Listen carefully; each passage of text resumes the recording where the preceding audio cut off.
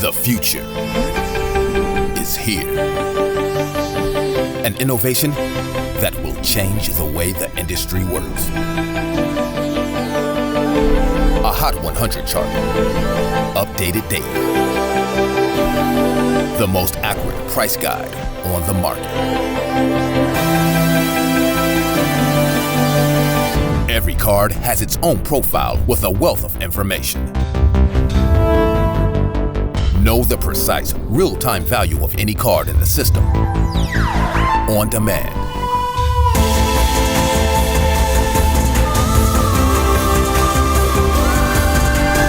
You now have the power to unlock the secrets of the hobby.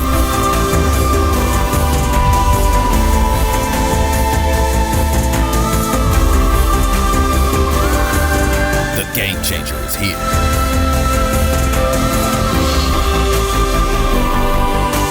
Card Ladder.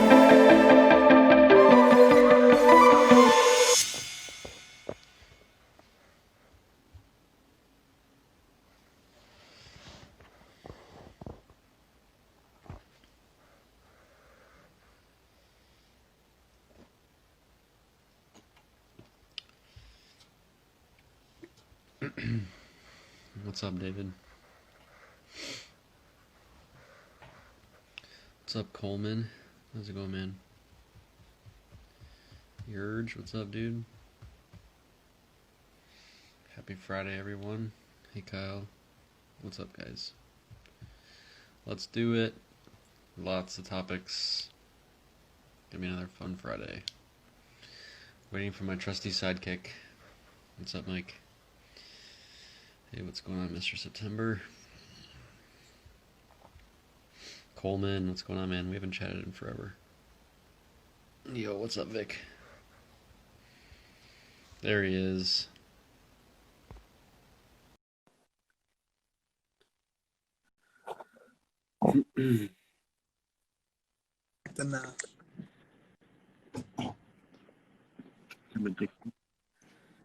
It's P. Ryan Rants.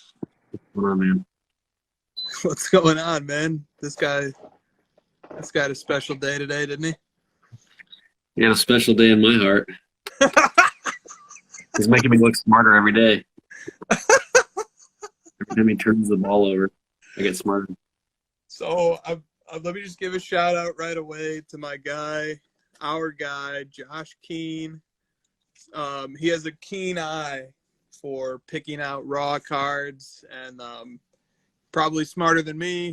He wanted to go ahead and sell his Trey and Luka Prism stuff.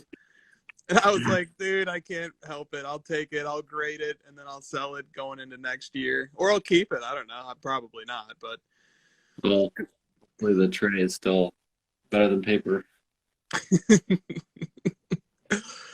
Oh, it's so true. Okay. Just kidding, Christian. Don't get so mad. Minus 18 and 6 turnovers in 20 minutes.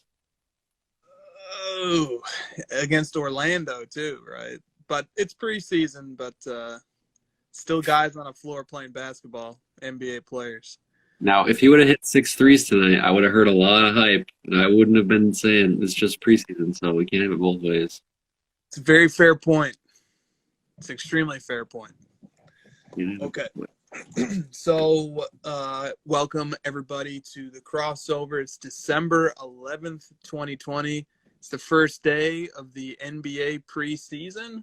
Very exciting. I have the Lakers-Clippers preseason game on right now in the background. It's just nice.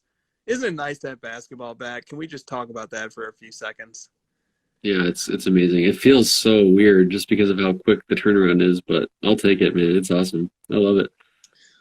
Yeah, and I already just feel myself getting used to having basketball on every day, every evening in the background, and just enjoying it tremendously. So I wanted to tackle this right away. This comes from Grail Chaser 77. He says, the Lefko Virtual, smash or pass? I mean, we're going to be there, so smash. Yeah. Small bias from our behalf, but you and I, along with Jesse are speaking on the first panel. So then what time is that at, Christina? God, We I are should know this. 12:10 Eastern. Yeah, 12:10 Eastern? Yeah, Oh, you're gonna be shit. screwed. Okay. And I'm at 1:15. And Christina is on the second panel at 1:15. What's your topic, Christina?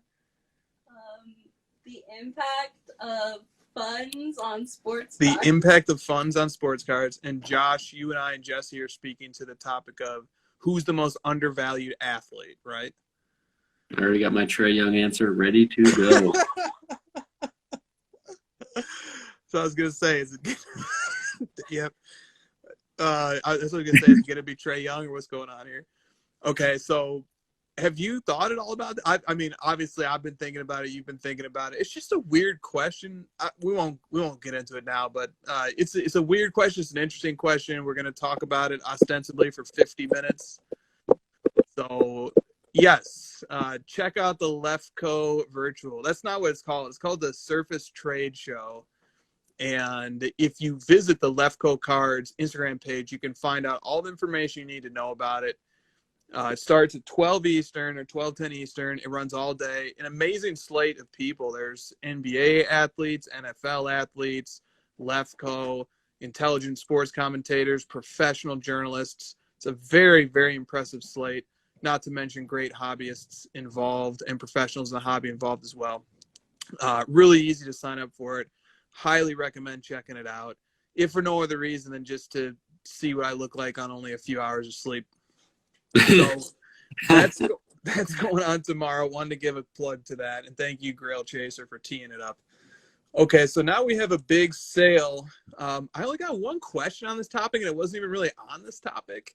Somebody wrote in and just said, discuss hockey, please. And the part of hockey that I'd like to talk about is the Wayne Gretzky OPC PSA 10 rookie card sale. That sale took place yesterday, I believe, on Heritage. And Yes. It was for, I want to say, between 1.2 and 1.3 million after buyer's premium. So that is a monumental sports card sale that might not be on the radar of everybody in our lanes, basketball and football in particular. But and so I'm not going to speak out of turn. I don't know that much about hockey cards. I know a bit, though. I know that there's two versions of that card. There's a Topps and an OPG. And I know that this PSA 10 was highly anticipated. I think they're both top two. Well, there you go. Super, super rare cards. Huge card. You know, unbelievable. Dude, there's like edgeware on the right, like a lot. Okay, so this was apparently this was being discussed on social media, on Twitter or something. People were talking about, because somebody made a comment about this on my post, asking for topics. They said people were talking about the edgeware on this card, and apparently you can see it as well because it just jumped out to you right away. There's like white all around the edge. The right edge is like totally jacked up. I mean, this is like one of the worst PSA 10s I've ever seen. Look at that. Can you guys see this? I can see it. It's pixelated, but I can still see it. It's like jagged. Like the whole right side is like really jagged. Okay, I don't want to make drama about PSA 10 grading because it will go into a huge tangent. Right. Well, it's, God, imagine if it was a crisp PSA 10 and it passed the eye test, how much that might have gone for. It's better than this. The other PSA 10 hopefully looks better. Yeah. All right, so do you have any thoughts? I don't really have that many. Maybe you do. Do you have any thoughts on what does it mean to you that this Gretzky rookie OPC PSA 10 just broke the $1 million barrier? It's a huge barrier for any sports card to break. I mean, I think it just means that like the hobby, everything in the hobby is on fire, and like nobody's being left out at this point. There's no stone unturned. There's no undervalued thing anymore. Like we've seen tennis, soccer, Pokemon, and if people are willing to spend 1.3 million on hockey, like there's just obviously Wayne Gretzky's like the best player of all time, and this is like his best card and it's top two, so there's like a lot of things going for it. 1.3 million is still a lot of money, and so I think it just shows that the hobby in general is just like on fire and people are loving it. It's a good point. As you were talking, I started thinking it's nice to see goats continue to pave the way, even as the fascination and for many people the sexier topic is current active players, especially those with a lot of potential who are young, and so it's the only reason why players with potential and who are young should have any value is on the basis that they could reach the collectability in the value level of the GOATs one day. I mean, that has to be a key premise upon which prospects can have value over and above any inherent collectability that exists, in just prospecting a guy over a short-term period. So it's really nice. I love to see a long retired player, GOAT hockey player, although people do debate it. I've heard Jeremy on Sports Cards Live have some debates about who the hockey GOAT truly is. But it's nice to see a GOAT leading the charge for the hockey card category, and the headline grabber being a card that, man, how old is that card? 79? Yeah, that's about 41 years old. Yeah, hockey players play a little bit later into their age in basketball, so I think he kind of retired around the same time as MJ, but started quite a bit earlier. So that's one thought I have. Great to see the GOATs leading that charge. A couple of guys in the chat had mentioned perhaps the card is supposed to look, so the card is quote unquote rough cut, so it's supposed to look like that. I can't verify that one way or the other. But yeah, apparently it's supposed to have rough cut edges. So okay, there you go. But they're just a great on eye appeal, not how it's supposed to be cut. Yeah, that's an interesting. I don't know. We're getting into weeds there that I'm not prepared to go into. I got the Jordan auctions ready to go. Okay, so moving on from the Gretzky PSA 10, the Michael Jordan PMG green sale happened. You know what? We didn't get a single question on this topic. Nobody, and people did ask about the Michael Jordan auctions in general yesterday, but nobody mentioned the PMG green. And something else? The final price indicates that's true. Yeah, that's what I was going to say. It closed for under $1 million. It's very shocking. That is a shocking sale price. Granted, it doesn't have a numerical grade. And granted, one had sold a year and a half ago for $350,000. That was a PSA authentic altered. But nonetheless, I mean, I think everybody expected this one to break that $1 million barrier, and it didn't. So what do you think about that? What is there anything we can learn from that? I was talking to some Jordan guys this morning, and they think that Heritage fumbled the ball here. And there's quite a bit of evidence to show that. Like, I'm looking at the description right here, and it says another altered qualifier was offered that commanded $350,000 earlier this year, which is wrong. It was from last year. So like, you're already hurting your own value by saying something similar was sold for $350 just earlier this year. Like, you can't expect it to 5x that quick. So I think that was a big misstep. And people were saying they didn't. They were pushing the Gretzky's over this, and like, people thought this one should have been getting more of the attention from Heritage. A couple of different things, and I don't know. I feel like the right people still would have been on it, regardless of how much marketing went into it. Like, because most people knew about it, but 915 just seems low, given the prices of Mile High. I thought it would go well over $1 million, so I'm a little bit surprised. Yeah, and this may be one of those moments where 2 years from now, we look back and say, damn, somebody got an absolute steal. It still can happen. It still definitely can happen from time to time. The point about promoting hockey, the Gretzky vintage over this 90s Jordan Grail is a really insightful one, because that's typical of many auction houses. They're Many rough. auction houses just have a bias in favor of vintage cards. I've noticed that. Even PWCC. I mean, it's literally within its name is an homage to vintage cards. So in their case, super vintage cards pre-war. So I'm not surprised to hear that. And although this might sound a little ludicrous, given that card just sold for roughly $1 million, a little bit less, I still feel like 90s cards have not reached the prestige and do not yet have an institutional base of support emanating from a thing like auction houses that vintage cards have. Do you kind of Yeah, sense that too? totally, man. Absolutely. I mean, the whole auction house, I mean, outside of eBay, like the main auction houses were all built off vintage. And Golden himself has stated like that he doesn't know a lot about the modern game, so he's like trying to catch up and trying to learn how these different modern cards work, the sets, and it seems like Golden's doing a really good job of quickly getting educated on things and ramping up really quickly to keep up with the demand, which I think is the important thing here. Is like, this is what people want. You gotta fucking figure it out. Like, the market's not gonna wait for these auction houses to figure out how to handle modern cards, and Golden's the only one that's doing it the right way. So Golden's the one that has the highest prices, and at this point, I mean, PWCC's had a stake in it for a while. They're doing well. I guess I'm just sort of talking about like the outside eBay ones of this, but Heritage has a lot of work to do, in my opinion. This kind of is a bad mark on them. It's a fair point. I think it's fair to say that card going for under $1 million was underwhelming, to say the least.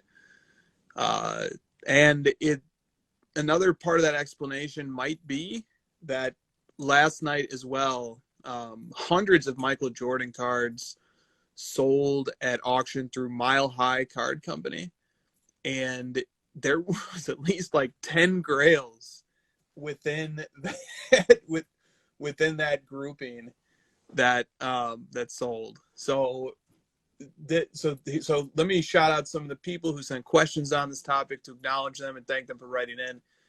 So Ryan Bitter says, with the recent auctions, how much did fractional ownership or investment funds play a role? So let's think about that question. Hold it for a second. Jonathan Wall just says, hey, what'd you make of the MJ sales from Mile High? Card Boss 713 says, who is buying these MJ grails at these prices? Black Griffin Card says, Jordan Grails. King's Angels 22 says, what jumped out at you about the Jordans that sold yesterday? Were there bad deals? Were there good deals? So, all right, that's the general thrust of this here. People want to know who were buying these cards, and were there any deals to be had, and did anybody overpay? I wonder do you have any thoughts on this? I think collectors bought these, man. Like, you and I have always said, these are like more collector cards than investor fund type cards, because mostly because they don't sell as often and they're a little bit riskier for like a fund to take on because they don't have any like set values, versus like PSA 10 Jordan and some of these cards that sell, quite a bit, or at least like once per auction and stuff. It's a little bit more palatable for those guys that have the comps and like be able to set the values on their shares and whatnot. So in these cards, it's harder to do. So that, and they just always strike me as like collector cards, dude. They're grails. Like, if there's Jordan guys out there that want these, this is a once a year type situation where you can get them. So I guess we'll see. Like, there's a good chance a lot of them ended up in Asia, and we won't see some of these. And there's a good chance one or two pops up in a fund, and I guess maybe the red could show up on an investment fund soon. Overpay, underpays, I don't know, man.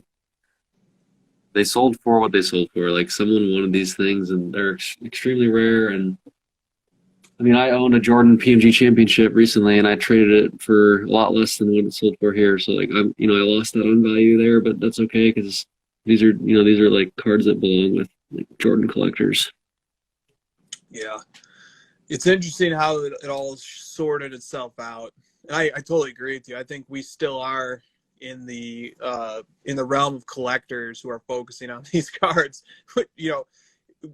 super high end collectors, but collectors nonetheless. And the way that the auction ultimately sorted itself out, the 3 PMGs led the charge. So The red was the highest selling of the night, a PSA 6 ultimately sold for $228,000. The championship 97 PMG sold for $137,000, and the 98, the gold PMG, a PSA 6, sold for $107,000. So the PMGs, I think that's one thing we can learn right away. The PMGs are just the king of the 90s. They always have been in my mind, and that definitely happened. They're still the kings. Then yeah, go ahead. I was gonna say that I said this last week, but like when I hear like Luca RPA BGS 9 selling for 200 and gold sticker auto selling for 130 and like Trey Young RPA selling for 50 grand, like this stuff still seems cheap compared to that. And I don't want to say that to like be dramatic and cause a big ruckus, overvalued, undervalued, because I hate that argument. But like, there's just not really a value on this stuff. Like, it's just, these are like the best of the best. This is like probably my favorite. This is my favorite era of sports cards. The best player of all time, the most collectible human of all time. Like, not just basketball, but like all collectibles, memorabilia. You're talking about the king, and these are like some of his best cards from his playing days. I just don't see how you can like put like a real concrete value on this stuff, especially given like how much money's entering the hobby, and you got all the other crazy sales of Luca cards where he hasn't done anything yet. And no offense to you guys, but like Jordan is just a class above any of these guys we're talking about. It's so true. But you know, there's two sides to it. The other side would be it's like, for those who know, there's still time, like relative to what prospects are selling for, and it doesn't matter who the prospect is ultimately, whether it's Luca or the next guy, or whoever it is. When there are prospects in sports who are selling at these levels of prices, you know, that's the baseline against which everything else gets compared, especially because there are people out there who are dabbling in these prospects and who may or may not make money off of them, and then they just convert it back into GOATs. But the tricky thing about Jordan is that if you just bring the mindset to it of, well, what's his rookie card? You know, that's not the way Jordan is collected by the hardcore Jordan collectors. Like, yeah, people obviously collect his rookie cards, whether it's the 86 Fleer, whether it's the 84 Star 101, or even some of the more obscure ones like Interlake, the Nike Promo, the Prism Jewel, etc. But the 90s Jordan collectors, ultimately, they don't have much variety when it comes to rookie cards, so they immediately start graduating to the 90s grails. And a lot of people just don't know that. And they don't know, like you said, they don't know how to find out what stuff's worth because it sells so rarely. So rarely. Like the fourth highest selling card was the Molten Metal Fusion Titanium, which is a card out of 40. It has a print run of 40. The last time that card sold in open auction was 5 years ago. Jeez. 5 years ago in any grade. So, I mean, how are people supposed to know what this stuff is worth?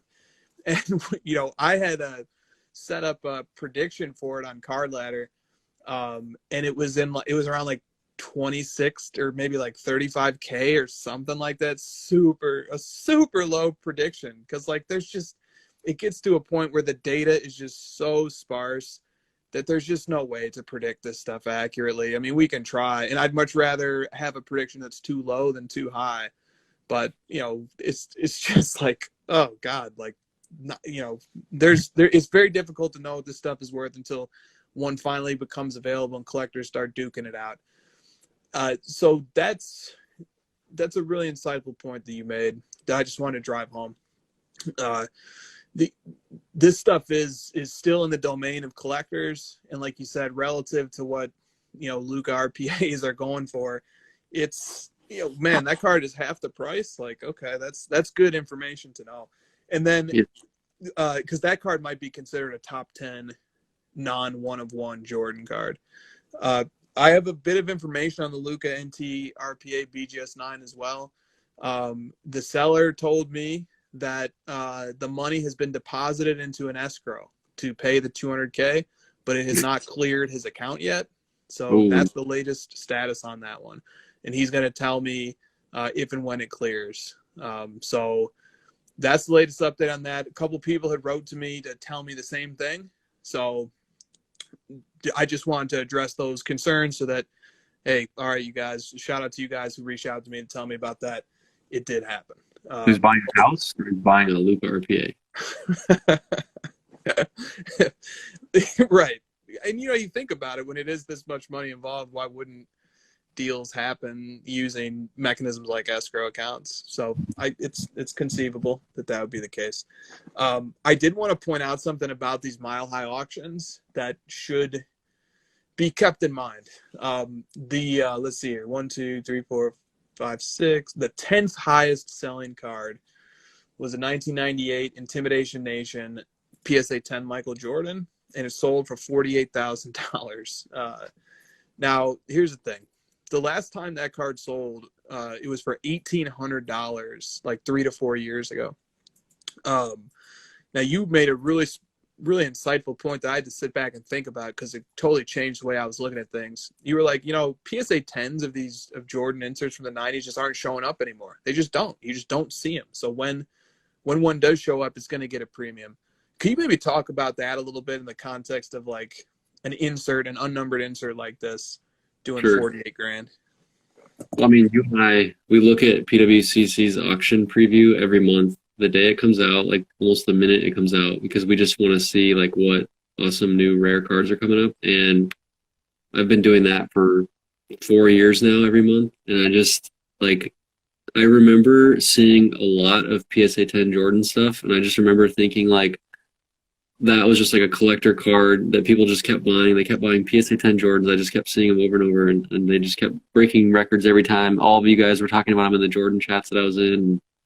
Always talking about Jordan PSA 10 inserts. And recently, in the last year, I literally have seen 0. Like, I don't see them ever anymore. It's always 8.5s and BGS 9s and PSA 7s. And I don't know if, like, the market for Jordan PSA 10s is, like, really shrinking because all those collectors like kind of have their sets complete of PSA 10s and then those are gone, or what's going on. It's just something I've noticed. It's true. And so if memory serves, the population on the Intimidation Nation PSA 10 is 11, and other Michael Jordan inserts in the similar category like Platinum Portraits, stuff like that, they have extremely low populations, linchpins, etc. I'm talking, populations in the single digits or in the teens, just obnoxiously low populations. And it's for 2 reasons. Number one, cards from back then just have lower gem rates relative to modern cards. Or I suppose it's even for 3 reasons. Number 2 is that the print runs on these are still incredibly low. These were super rare cards. And these cards in particular, even given the first point that I made, these cards are still not going from pack to holder like modern cards are. These cards have been in binders and stuff like that, and in cases and sleeves, and they've been handled. So PSA 10s are just incredibly tough to come by for this stuff, and the overall pops are super low as well. But these, maybe people are kind of starting to think about it and say, wait a minute, the pop on this stuff is like 11. Like, there's only 11 PSA 10s, and like PSA 10 is just, the PSA brand has never been hotter. Like, I don't know. I just think what you said made a lot of sense, but honestly, I was very skeptical that somebody would have paid that much for Intimidation Nation PSA 10, just given the sales history. But I'm not going to totally rule it out. Definitely. Yeah. Not gonna rule it out. Yeah, I've been scrolling through these PSA 10s and it's like there's nothing. Like the dimension, Yeah. second, the 2000, and there's like, oh wow, like it's basically to this level where it's like his 30th and 40th best inserts of the 90s. It's all there is. It used to be like Intimidation Nation, Jambalaya. It used to be that tier of stuff where I'd see PSA 10s in PWCC's run, and I just don't anymore. So take that for what you want, but like the card doesn't sell. There's only 11 of them. It's very true. I've always found serial numbered cards extremely appealing, and I'm going to loop in some of the chat discussion that's happening here. Let's see, where did it go? Oh, Alex says, I'm not sure what this is in response to, but he says, the point that I want to emphasize, he says, LeBron has serial numbered rookie cards selling for 1,000. And that ties in with the question that came in from Grail Chaser 77 again. He said, "What is the most undervalued LeBron rookie card?" And I always gravitate to serial numbered cards. I love it. I just love the knowing the print run. I just love it. And then one in a high grade is even more excellent. What could I can't answer this question. I have no idea, honestly, what the most undervalued LeBron RC is. I think like we're definitely at a point, and it's lucky for LeBron collectors at this moment. We're at a point where LeBron's next surge in prices and in anticipation and enthusiasm, it hasn't happened yet. There's still time. Dude, in light of what Jordan Grails mean to Jordan Cannon, LeBron has similar cards to that that exist throughout his career. The Topps Chrome Golds, the Prism Golds, some of the incredibly rare parallels that he's been a part of over the course of his career, not to mention some of his rookie cards. So, all right, I've blabbed on. I've already said more about LeBron than probably a person of my knowledge should. So what could you say about undervalued LeBron's, cool LeBron cards maybe that people could look at here to get in on the market for that GOAT? I've always liked the SPX at a 750. I know it's like signed on a piece of paper, but it's still an RPA, and it's serial numbered, and it's like a huge step down from some of these other ones in terms of price. It's an interesting one. Like if you're in the market for like something rookie and high end and serial, I think the SPX is cool. They're the horizontal ones. I don't know, man. That's a really tough question for me to just sort of like say all the cards that I own and post a picture of past eBay sales and hype up my own shit. I'm just not a big fan of that. But I will say this: I do have some points on it, and I think this is so. Like I think Jordan and LeBron cards. I think there's always going to be cards within those two guys where you can find some value because there's just a lot of it, right? There's a lot of different choices.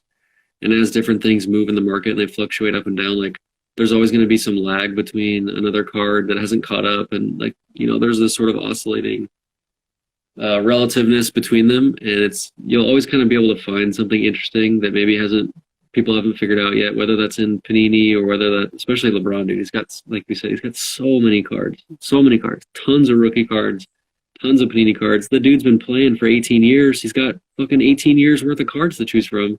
And 10 of those have been with Panini where they're just making a crap ton of different sets. There's just so much. So I would just like challenge you to, if you're someone that's like, oh, I need to like pick the next hot young prospect because I can't afford the big guys anymore. I kind of challenge you to like go look at Jordan, LeBron, Kobe, and like go just learn more about their cards and see if you can find stuff that maybe interests you. I know that there's a lot of guys in the chat that have like felt like they've jumped into these guys a little bit too late, and that's why I'm kind of sensing a lot of people jumping into Mahomes right now because they don't want to say that same thing in 5 years where they wish they would have grabbed some of his stuff earlier, and so that's what's happening with Mahomes. But I still think there's always stuff to find. I think LeBron's got PSA 10 finest refractors that are still not super expensive. He's got Bowman Chrome stuff that hasn't really been tapped yet because everyone's hyped on Topps, and he's got good looking cards all over the place. There's cool Panini cards that I've always liked that I wish I could pick up more of. And I won't speak for Jordan because I don't know that market as well, but just kind of noodling on some different ideas. Love it. I'm taking notes. One guy in the chat, Dennis Robin Collection, said, "What about the LeBron Fleer Genuine Insider Rookie out of $4.99?" I just wanted to give an acknowledgement to that. Maybe Serial that's one. Love it. Love it. Is there anyone out there that's like, oh yeah, serial numbered rookie LeBrons are bad? It's like no, right. Absolutely. And we saw what happened.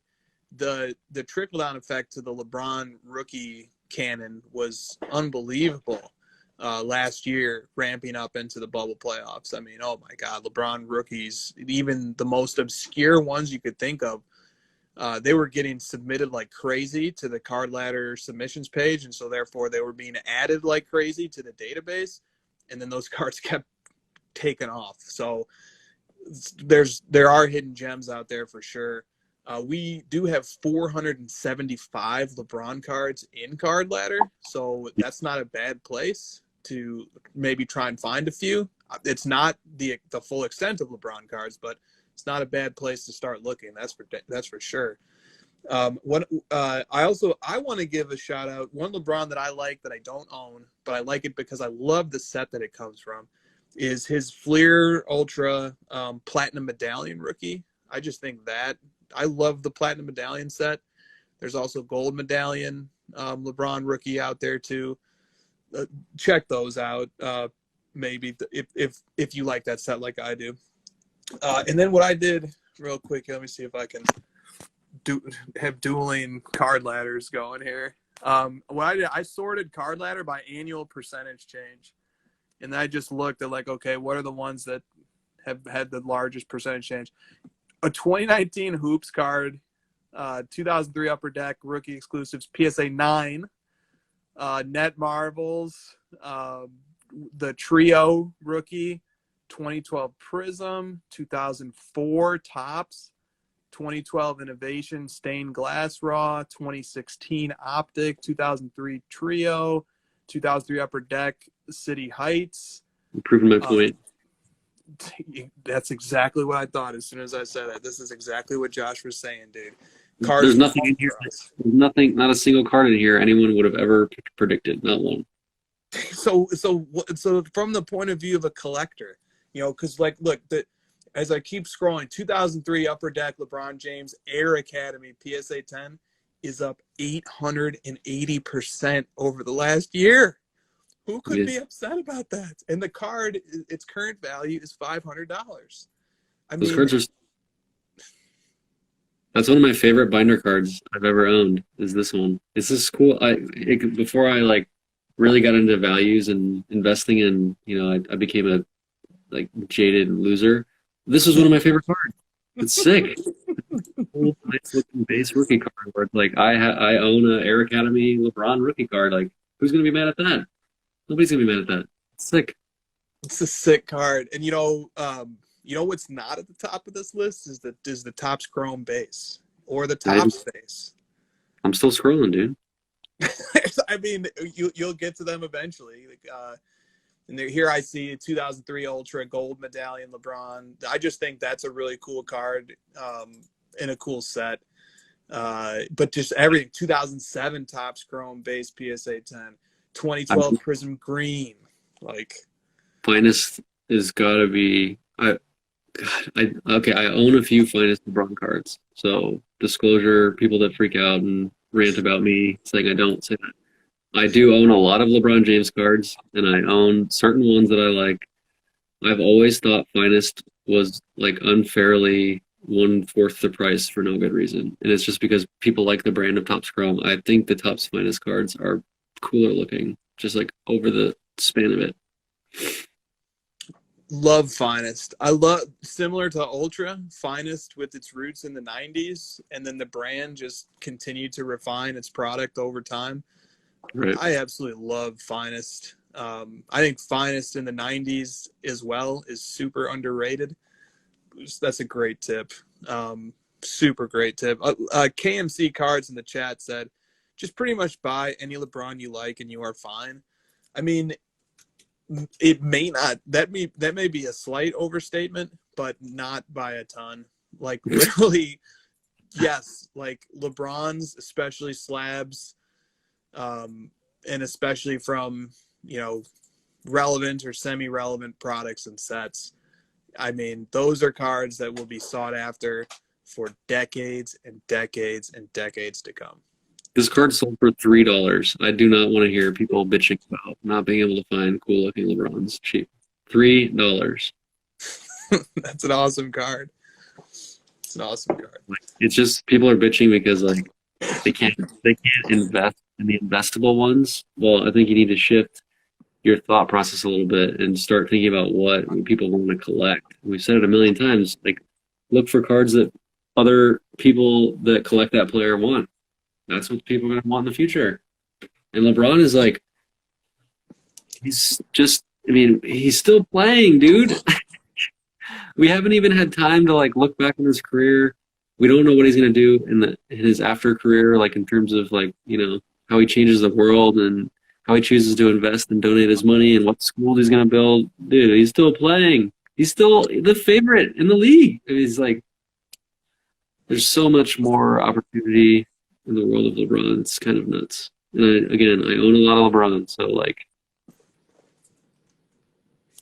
I don't know. I own one LeBron. Wait, no, I own a few actually. I own some that are going to get graded too. I don't know how many I own, but I own one sweet one. So let me put a disclaimer out there too. I own one freaking awesome LeBron. It took me way too long to get involved with it, but I'm glad I did, and I'm glad I did it when I did it. Because there's still a window of opportunity right now, in my humble estimation, to enjoy collecting LeBron right now. The Lakers are odds-on favorites to repeat this year. It really doesn't get better than collecting an active player who's also a GOAT. I just think the amount of enjoyment there is maximal on both ends. You get to feel comfortable knowing that this player's legacy is firmly cemented as a top 2 all-time player, according to most analysts. And at the same time, you get to see that person add to their legacy and root for them on a nightly or almost a nightly basis. It's just pretty much the best of both worlds. Doesn't get much better than that as a collector enjoying sports cards. Move on before I get in trouble. Oh, say that one more time. It was a little muffled. Move on before I get in trouble. Okay, yeah, okay, good. That's what I was getting ready to do. So look, this harkens back a little bit to what we were talking about with some of the auctions and kind of, there is a sentiment like you said, like people are getting into Mahomes because it might seem like, hey, this is a chance to get on a GOAT early, and they feel like the ship has sailed on other GOATs, which we've just kind of demonstrated is not true. But nonetheless, we got 4 different questions on the top, giving us what ifs. So like, obviously a lot of people I think also are thinking like, damn, okay, so we can't maybe get into these grails of the GOATs anymore, which like is kind of, I've been feeling that way too based on these prices. So what else can you do? Or like so basically here's the questions. This comes from David, Riverfront Collectibles. He says, if you were allotted $20,000 to start buying one player that you don't already have stock in, who would it be? No LeBron cop out for Chris. And then there was a few more questions on this topic too. I'll just say them all and then we can reply to it. 8 Everlast 24 says, if you were newly entering the hobby and trying to build a nice PC, who would you buy and why? And then Grail Chaser 77 says, if you have 250K, what do you start with? Versus if you have 10K, what do you start with? Oh, and then there's one more, Christina. Grail Chaser 77 said, who is Christina's sleeper pick for 2020, 2021? Okay, so Christina, you can think about that for a second. Josh, let's see if we can take a stab at this question basically. Like, if you're brand new to the hobby and you've got a little bankroll, what are you going to start with? And does the size of the bankroll matter? If you have a big bankroll, would you do things differently than if you had a smaller one? So I really appreciate the thought that went into this from David, because he's trying to get me to think critically and think outside the box and not say my same bullshit every time, which I like. What he failed to do was say that they have to be a currently playing player. So I'm immediately going to go to some retired guys. I have a few. So if the goal was like to collect, which I think is the question here, right? Or is it to invest? Maybe I'll try to tackle both. I've always wanted to collect Wilt Chamberlain. I think, he doesn't get talked about much at all. Just, he's deceased. He was a former player, but he just like was such a dominant figure and such an important player to the NBA history. And I've always thought he would be fun. I think Kareem would be really fun to collect. The downside of those guys obviously is their card selection isn't very good. Another one I've been thinking about recently is Tim Duncan. That dude is like really cheap. I could build a really sweet Tim Duncan PC with 20 grand. I feel like I could do some things, and then I don't really have to worry about it as much because he's retired. The guy's won 5 championships. I don't know if people like can really quite understand how incredible of an accomplishment that is, given that he played in an era with LeBron and Kobe Bryant. That's tough to do, man. 5 championships. A lot of that has to do with the Spurs, but like Duncan's awesome. And if you collect Duncan, like, don't be ashamed of that. I think you should be doubling down on it. I think he's awesome. Let's go to the Hall of Fame. Jump in. I'll try to think of a couple other guys, but go ahead and jump in. Yeah, I mean, man, my answer pales in comparison to that because that one has the nice combination of objective facts and a great card selection to work with. So, like, I love the point of view too. Like, hey, if I had 20K and that's kind of it, that's the extent of the leash that I'm giving myself. I could go into like the Tim Duncan space and build an absolutely awesome PC and pick up amazing cards from great sets. And maybe the answer would be a little bit different if it was like, well, actually I have a recurring amount of money, or if I had a big amount of money, like 250,000 or something like that. My answer is LeBron. No, I'm kidding. My answer is Hakeem Olajuwon. Oh yeah. Just because he was my favorite player growing up, and he's got a lot of great cards in 90s sets, and it would just be the right mix of sets that I enjoy and a player that I have an obvious connection to. Like, that's just it. And I was at a crossroads when I first came into the hobby, which is a funny part about this question. I was like, I went through this. I said, I looked at the options. I said, Hakeem was my favorite player growing up, an absolutely terrific player, highly decorated, respected as one of the greatest centers of all time. And I literally, like, as a kid, watched the 93 and the 94, or I guess it's supposed to technically be the 94 or the 95 NBA Finals that those Rockets teams won, Clutch City. I just absolutely love those teams. And so I bought some Hakeem cards, a few very early on, Fleer sticker rookie, Flair rookie, some 90s Flair showcase stuff, some auto stuff. And then I also bought some Michael Jordan stuff, some Kobe stuff. I was like testing all the waters. And it really came down to, do I want to do Jordan or Kobe, or Jordan or Hakeem? And I settled on Jordan. And the reason why I settled on Jordan was just because Jordan, in my estimation, is just the GOAT. And so even though Hakeem was my favorite player, at this point in my life, I liked the symbolism of what it said about me, what it said about me, that I chose to collect Michael Jordan, and that I'd have to move much more slowly. I would only be able to get one nice card every few months, whereas with Hakeem, I'd be able to get a lot of nice cards every few months. But I said, no, I want to do it this way. I'm going to move slowly. I enjoy the hobby. I want to build up this PC. I'm just going to do Jordan. I just feel like that is reaching for the highest possible thing that I could achieve as a collector, is to build a nice Michael Jordan collection. So like that is a thought process that I literally went through when I was first starting to collect. And so I might not have like a clever answer of what player it should be. I think yours were excellent. But what I can say is that if I was coming into the hobby, no matter what amount of money I was at, I would try to build a PC of the best possible player, just because that's just kind of how I see it, is like, I want to collect the best. So I don't know if that's a super helpful answer, but that's where I'm coming from. I think it is helpful because, I mean, a lot of people, when they hear that question, they're just kind of thinking of like, who can I make money off of?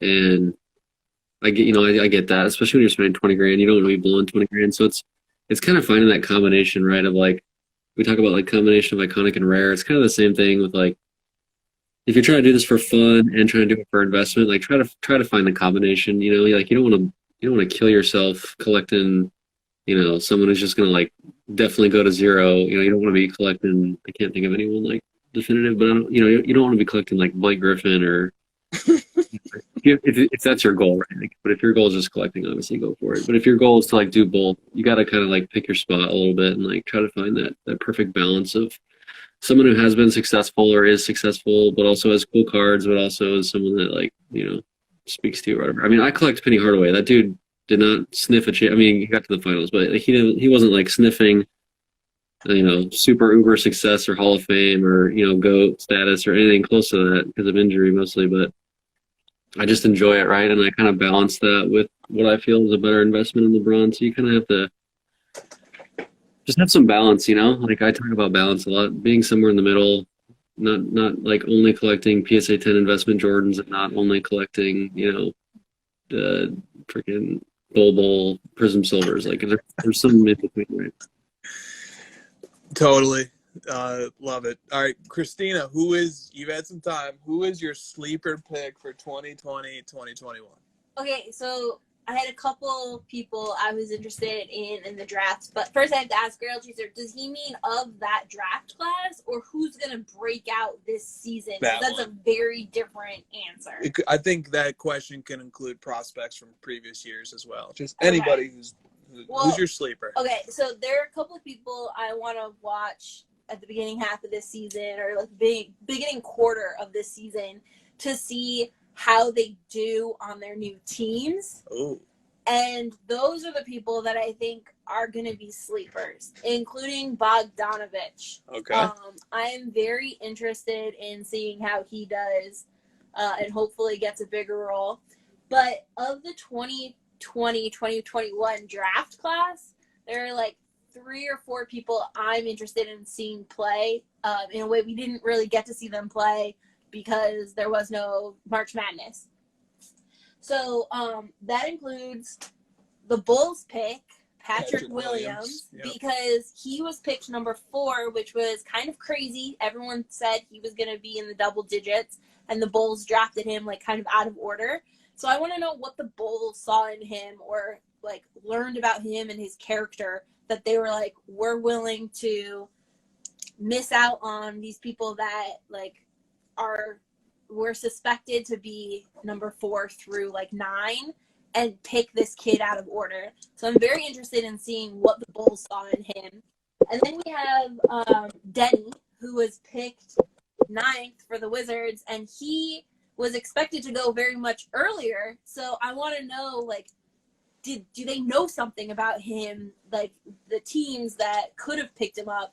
Like, do they know, like, does he have an attitude problem? Like, did they think he wouldn't mesh well? Was it just stupidity like we've seen in previous draft classes where, you know, you miss the international kid because you're thinking they're not going to work well with your current team and your current or current organization. He went to the Wizards, right? He went to the Wizards, yeah. Okay. All right. But That's enough. one more person from the draft class That's that I want to watch. Enough tips from Christina. We keep the rest for us. Okay. Who's the last one? Just give me the name. RJ Hampton. RJ Hampton. He went through a couple trade deals, and he's now at the Nuggets. The Nuggets. And I think Jokic could be a They good know what they're mentor. doing when they, When they pick up rookies, they know what they're doing. So that's another person I'm looking at. So all right. That was a far more thorough answer than I thought was going to come down. That is, I gave you too much time. Okay. Great answer. All right. Thank you, Christina. All right. So next up here, we had a series of questions on content. And I know this is something that you and Brett talked about on Stacking Slabs. And I heard it in the clip that he posted. So this came from the Wharf Sports Cards. Very smart guy. Great. He runs auctions. He has a consignment service. Really professional, smart guy. I learned a lot from him. Yep. He says there's a lot of chatter about the surge of content creators coming into the hobby and a healthy chunk of them not having the best interest of the hobby at the forefront of their content. If someone were interested in starting to create valuable content for the hobby, what tips or advice would you have for them? What gaps need to be filled? Or what fire needs more gas? What do you think about that? This is an easy answer. Okay. It really is. And it's true for all YouTube. And it's true for all content creators. Do what you are passionate about. That's it. I guarantee you all these new content creators coming in that he's referring to aren't passionate about flipping base cards. Like, it's not a thing. People are, unless you're just like, it's all passionate about making money. It's not a passion. So, like, for me, when I started Cardboard Chronicles, it was really a passion for, like, storytelling and understanding why people collected rare and like, unique things and cards and basketball. Like, I had a passion for basketball.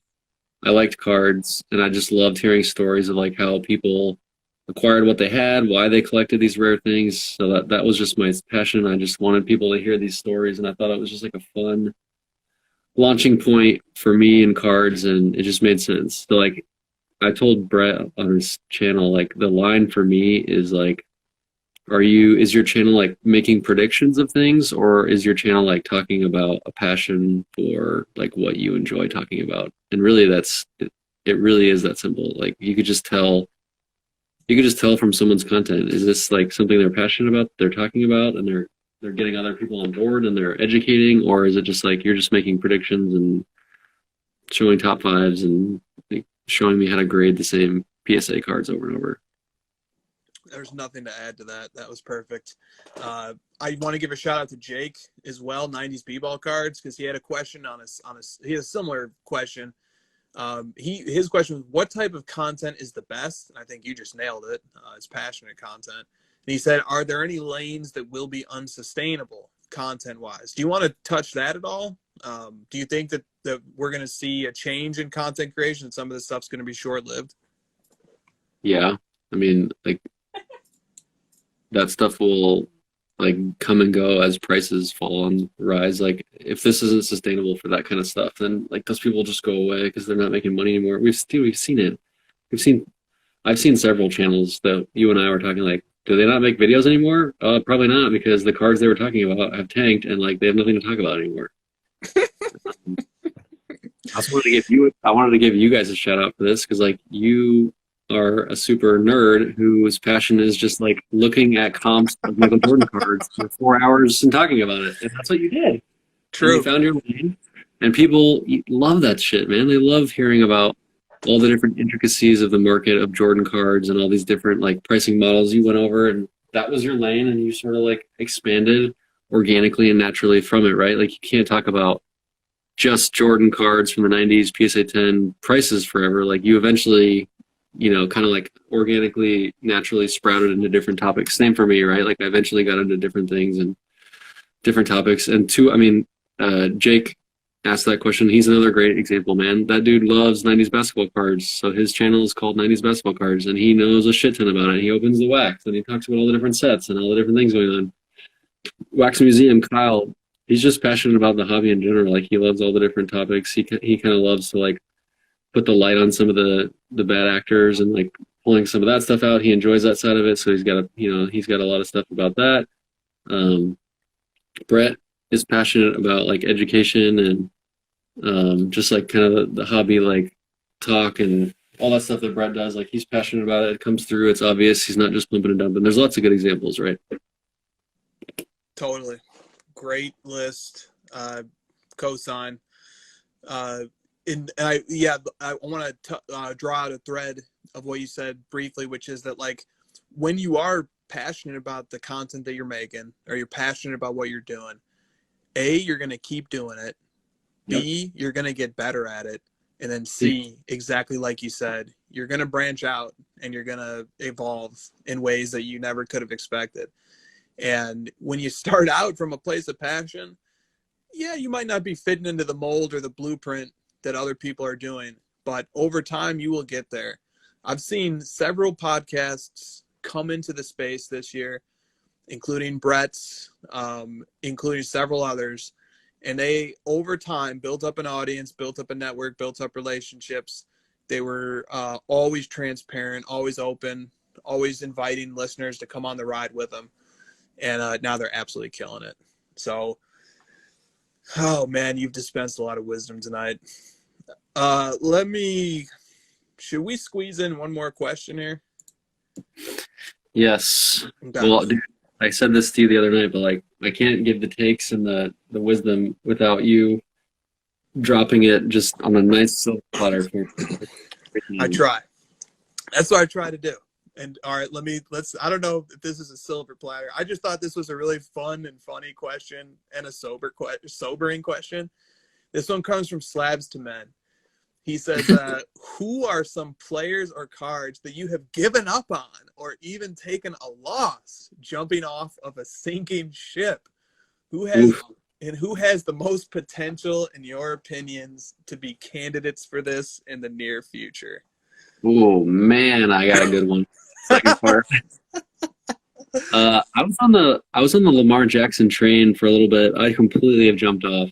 I'm just like, I'm off. I got my lifeboat and I'm just like, I'm out of here. Like I should have seen it, like the running quarterback just isn't sustainable, but I thought like, he won an MVP and I thought maybe I'm off that boat. I'm gone. It's gone. I sold it. I'm out. I'm trying to think of someone that's not named Trey Young for the second answer because it's just so obvious and so easy that it's just a cheap shot at this. Right? Well, yeah, there's in fairness to Trey, there's plenty of young guys who are very few, if any, will reach the GOAT level that they need to for people to continue to hold their cards and for the prices to hold up. I'm gonna steal one because so if this was yours, I apologize, but Shea Gilgeous-Alexander. Oh yeah. I'm not seeing it, and like his stats will go up, but dude, they're gonna be so bad this year that people are gonna forget about him. They're gonna get bored of him. Best case scenario, he's Joe Johnson, where he was like an all-star player on a really bad team. Like, dude, nobody cares about Joe Johnson. His cards were never popular at all. I'm just not seeing it. I think people are gonna start jumping off that bandwagon hard. Honestly, just like so many young guys, I'm just not seeing it. I named off like Tim Duncan cards are cheap, and I hear people talk about like power forward prospects and centers and stuff, and it's like, dude, your ceiling is Tim Duncan, and even then it's cheap. So like, what's the path here? I'm just not seeing it. Yeah, that's super fair point. I don't have you covered all the candidates, and even more than that, you covered like what makes them candidates. So like if somebody else has the properties that you described, they fit into that boat as well. I was thinking, I don't think I've ever jumped off of a sinking ship. I'm definitely on one with Christian McCaffrey right now. I just hold on. I go down with the ship. You're like freaking Rose. You're like, I'll never let go, Jack. I'll never let go. I do. I just go down with the ship. I'm going down with the C-Mac ship all the way. I'm gonna just the Michael Thomas ship going down. Dude, look, I'm gonna sink with McCaffrey. I'm gonna sink to the bottom of the ocean, and then like a little treasure chest, we're just gonna sit down there, and then one day, many years in the future, someone's gonna come along and rescue that treasure chest and bring us back to the surface. So I've never jumped off of a sinking ship. It's probably smart to do that. But anytime I buy a card, it's with the understanding that what happens if this card lost half of its value or more? Would you still like it? Would you still want it in your PC? And I try to buy under that philosophy when I'm buying cards for the PC. That's the decision I made with McCaffrey. He's had an injury-riddled year from hell. The few times that he has played, he's put up like an average of 30 fantasy points. I can only imagine the excitement that there would have been had he been healthy this year. I think like on a more realistic level, if he's healthy next year and he plays a full season, it will be amazing and fun to collect him, and I'll be glad I have the cards of his that I have. So I'm still holding on, but football players is a slightly different game. Guys have a shorter shelf life, especially at skills positions. And that's the other thing that I like about McCaffrey too. He's already accomplished quite a bit in terms of writing his legacy. Even as a young player, he's one of the best fantasy players of all time.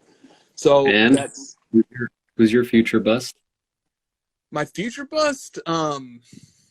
Future bust. My future. What do you mean? I'm saying stupid shit now. Just keep going.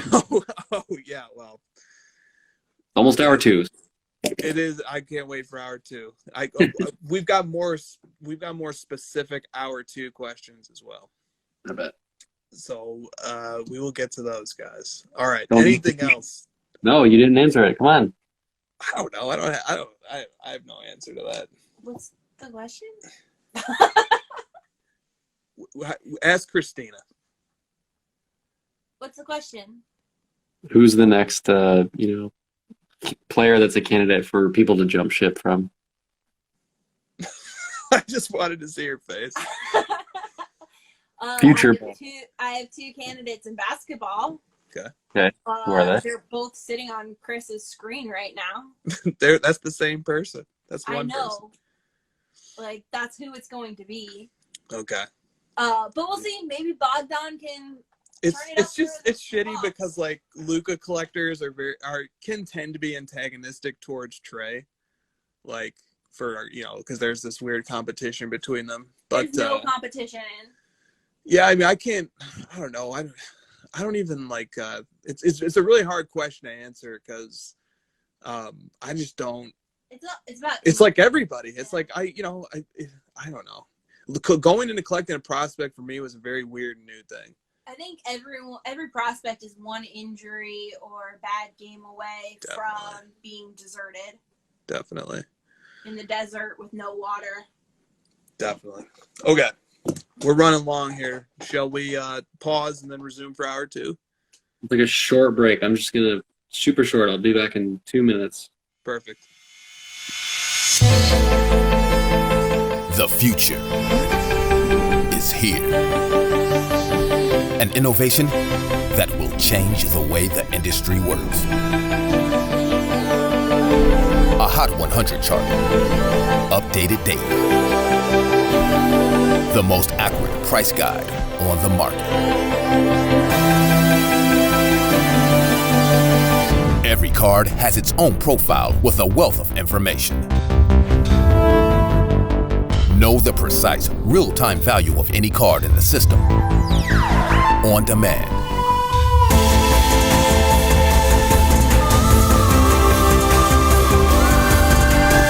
You now have the power to unlock the secrets of the hobby.